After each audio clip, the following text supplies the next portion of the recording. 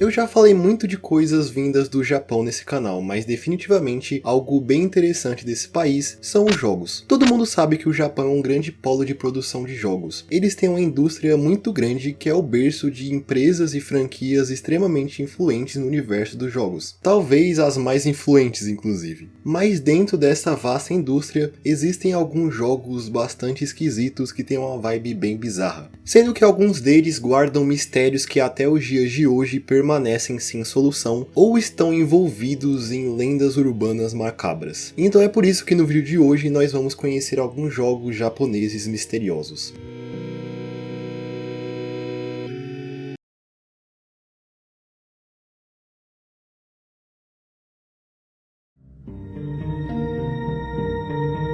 Em 1993, a empresa Soft Edge lançou para o MS-DOS o jogo The Cosmology of Kyoto, que é um jogo de aventura ambientado em uma Kyoto durante o século X, que é habitada por criaturas do folclore japonês, como demônios, fantasmas e goblins. E o jogo meio que não possui um objetivo definido, deixando o jogador com certa liberdade para interagir com aquele ambiente que é bem liminar, como vocês podem ver aí no fundo. O cenário do jogo tem uma atmosfera bem esquisita, com personagens com visuais inquietantes. A violência é bastante presente nele, assim como a representação do inferno de formas bem macabras. E tem até rinha de galo no jogo. Essa foi a única parte que eu consegui inserir essa informação. O Cosmology of Kyoto é bastante comparado com outro jogo japonês bastante conhecido, o clássico LSD Dream Emulator, já que os dois têm essa ideia de ser uma espécie de walking simulator em um ambiente meio estranho, onde o jogador se depara com eventos surreais. Mesmo que esse jogo em específico tenha uma vibe mais sombria.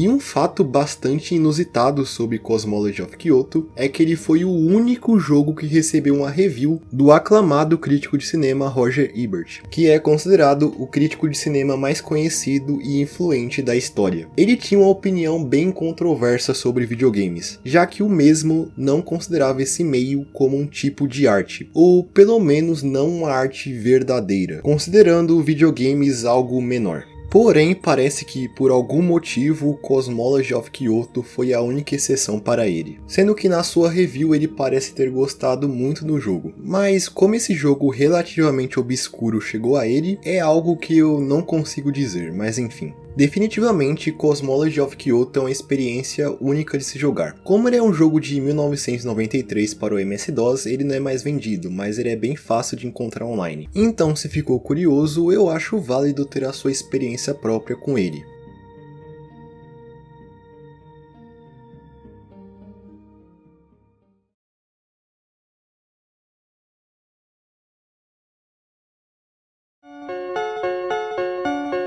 Pets virtuais não é um conceito estranho para o mundo dos jogos. Alguns títulos ao longo da história ficaram bastante populares por permitir ao jogador cuidar de um bichinho de estimação através de um console ou até mesmo de um celular. Como é o caso do fenômeno Pou, que algum tempo atrás ganhou muita fama no mobile justamente com essa proposta, de ser um Tamagotchi em um dispositivo eletrônico. Mas eu tenho certeza que nenhum dos pets virtuais que já existiram se compara com a bizarrice que é Siamen. Sim, existiu um jogo onde seu objetivo era cuidar de um peixe/girino com um rosto humano. Siamen foi inicialmente lançado para o Dreamcast no Japão em julho de 1999 e posteriormente uma versão do jogo foi lançada para o PlayStation 2 em novembro de 2001. Sendo que o jogo é também conhecido por ser um dos únicos títulos a usar o microfone do Dreamcast, o qual você usava para conversar com esse bicho aí. Em Siamen, o jogador acompanha o seu pet desde a sua fase inicial de desenvolvimento, tendo que conversar, alimentar e cuidar do homem girino até que ele se transforme em um sapo no fim do jogo, assim como aparece na capa dele. E o progresso do Siamen é bem lento, pelo simples fato do jogo se utilizar de tempo real, se baseando no relógio estágio do console. É claro que dá para acelerar o progresso alterando manualmente a data do console, porém é preciso tomar cuidado para a sua pequena criatura não morrer de fome ou algo parecido. O bicho também possui falas especiais para dias do ano em específico, onde ele dizia um fato do dia do aniversário do jogador e também tinha o costume de ser bem ácido em alguns comentários. Algo que chama a atenção no jogo é como foi feito o seu marketing. Foi criado um site e um vídeo que explora o conceito da criatura que cuidamos no jogo ser na verdade uma espécie da vida real. O comercial feito em 2000, por exemplo, emula a matéria de um telejornal noticiando o descobrimento de um espécime vivo do Siamen e a história do seu descobridor, um cientista francês chamado Jean-Paul Gasset. E o que mais impressiona nesse vídeo é como os atores falam coisas absurdas sem sair do personagem em nenhum momento. E apesar de ser relativamente desconhecido no ocidente, mesmo tendo um lançamento para a América do Norte em agosto de 2000, tendo inclusive o Leonard Nimoy, o Spock de Star Trek, como narrador, no Japão, por incrível que pareça, o jogo gerou vários merchandisings, indo de plushes até livros, além de, é claro, não só um, mas 2 Dreamcasts temáticos do Siamen, sendo um chamado Skeleton Case, que é um console translúcido com o ícone do Siamen estampado nele, e outro que é simplesmente algo extremamente aleatório, sendo um Dreamcast de temática de Natal do Siamen, que inclusive esses são hoje peças de colecionador, então eles valem bastante dinheiro. E também foi lançado um controle especial para o jogo, que é esse passando aí de fundo, que não me parece nada confortável de se usar. Ele vinha com a versão do PlayStation 2 do jogo, versão essa que possuía alguns conteúdos adicionais comparada à do Dreamcast. Só que depois de tudo isso, a história do Siamen não acaba por aqui, já que em 2007, ainda para o PlayStation 2, o Siamen ganhou uma sequência, o Siamen 2. Esse jogo só saiu para o Japão, então ele não possui uma versão em outro idioma. E como o jogo se baseia muito em conversar, só dá para realmente jogar se você fala japonês. Porém, o jogo em si não tem muito a ver com o primeiro jogo, já que nele, ao invés de ser um jogo de pet virtual meio surreal, ele é um simulador de Deus, onde o jogador pode modificar uma pequena ilha que é a morada de uma espécie de Homem das Cavernas, que é baseado no Homem de Pequim, que foi uma subespécie do Homo erectus que seus ossos foram encontrados durante os anos 20 em Pequim, na China. E apesar de serem jogos bem diferentes, o Siamen 2 ainda mantém algumas mecânicas do jogo original, além do Siamen aparecer nesse jogo como uma espécie de pássaro. E é assim que acabam os jogos dessa franquia. Quero dizer, pelo menos os que foram lançados, já que essa franquia tem uma quantidade considerável de projetos que nunca viram a luz do dia, como é o caso da aplicação para o Windows, onde o Siamen servia como um assistente virtual, igual um Bonesy Buddy da vida. Também existia notícia sobre um jogo da franquia para o Nintendo 3DS, que teria o envolvimento do ex-presidente da Nintendo, o Satoru Iwata. Porém, esse projeto foi cancelado. E em meados de 2017 se iniciou a produção do Siamen 3, algo que foi noticiado pelo próprio Yuji Saito, o criador do jogo. Mas já faz uns bons anos do início da produção desse jogo e não temos mais nenhuma notícia sobre ele há um bom tempo. Então existe a possibilidade dele ter sido cancelado, mas não se sabe ao certo. Enfim, é fascinante o quanto de história está relacionado a esse bizarro e obscuro jogo do Dreamcast, que hoje pode ser considerado um clássico cult.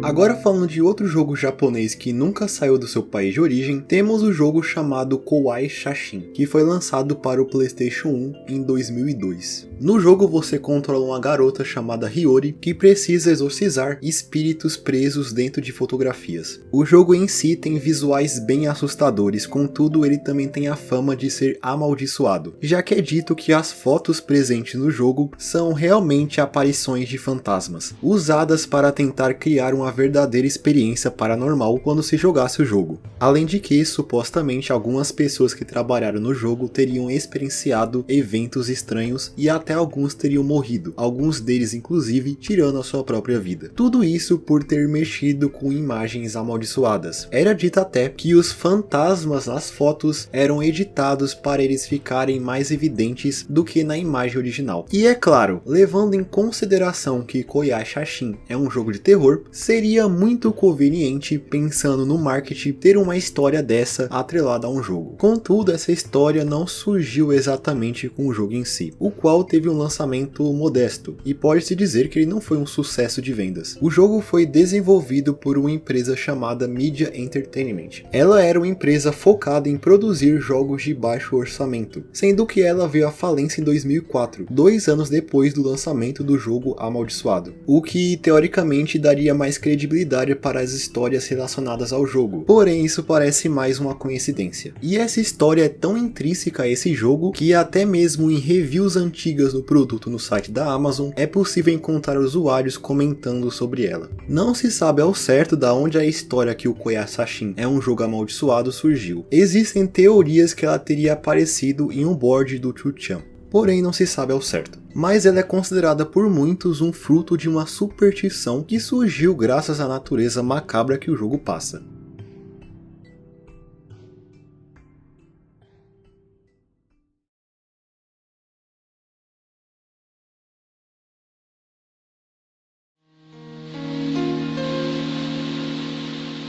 É bem conhecido o fato de alguns jogos feitos com RPG Maker terem temáticas bem sombrias, além de muitos passarem uma sensação de terror bastante efetiva pela sua atmosfera. Existem milhares de jogos de RPG Maker, afinal é relativamente simples criar um jogo usando essa engine, e muitos jogos japoneses ao longo dos anos que foram feitos nele ficaram bem famosos, como é o caso de um Minique, por exemplo. Contudo, existe um jogo bastante obscuro que guarda um easter egg macabro que nunca foi explicado. Utaho no Tatari é um jogo indie de terror feito no RPG Maker que fez certo sucesso em seu país natal, porém fora dele ele é bastante desconhecido. Não é à toa que até hoje ele não possui uma tradução completa para o inglês e qualquer outro idioma. Existem algumas pessoas que dizem estar trabalhando em uma tradução, porém até o momento não existe uma tradução para o inglês que compreende o jogo inteiro. Lembrando que Utaho no Tatari possui 2 jogos funcionando como 2 partes. Neles nós controlamos uma garota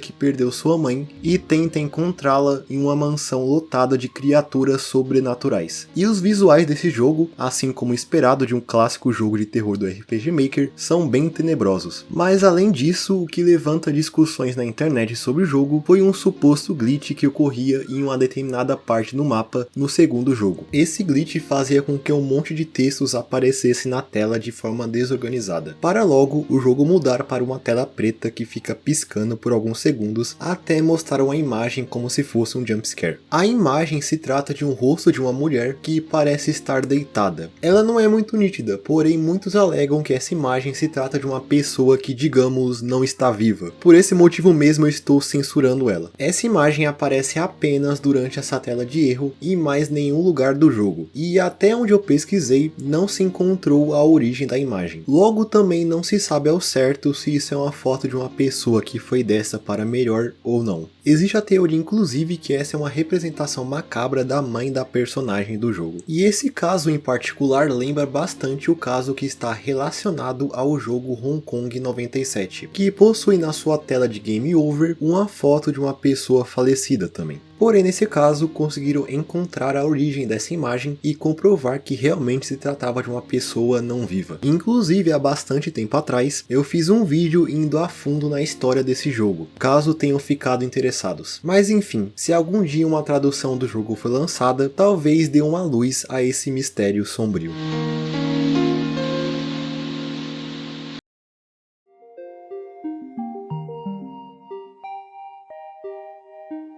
Então eu acho que é isso. Esses foram alguns jogos japoneses que eu decidi falar aqui no canal. Já conheciam algum dos mencionados? Existe outro jogo japonês meio bizarro ou misterioso? Deixa aí embaixo nos comentários. Também não se esqueça de deixar o seu like e se inscrever no canal para mais vídeos como esse no futuro. E no mais é isso. Espero todos vocês em um próximo vídeo. Até mais!